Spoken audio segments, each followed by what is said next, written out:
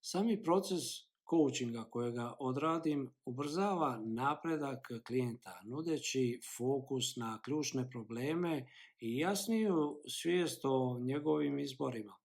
Kao trener usredsređujem na to gdje su danas klijenti i potičem njihovu spremnost da stvore promjene kako bi stigli tamo gdje žele biti sutra. Kao educirani coach po kriterijima European Coaching Association, siguran sam da će vas rezultati treninga dovesti do vaših izbora.